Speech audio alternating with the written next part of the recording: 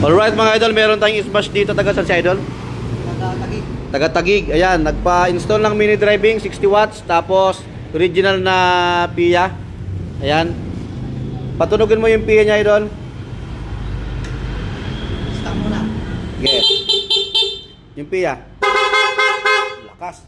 Yung ano niya, pandara mo yung makina. Yun. Tapos badong. Tapos yung ano, yung ilaw. MDL, headlight. Yan, busina. Okay, tapos yung ano niya, yung passing light. Yan, yung busina, yung ano, malakas. Tapos tignan natin yung kanyang full wave. Ito talaga. Doon. Babalik mo na yan, boss.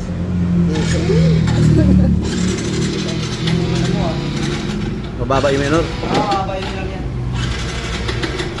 Okay. Tapos ito yung kanyang idol switch ng louder to stock horn. Yun o. Tapos MDL nya ito.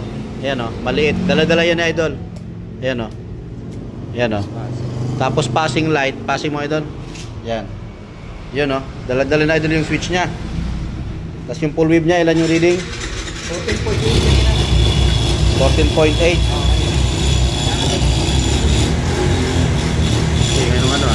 Ayan ang reading mga idol. Ayan. Alright.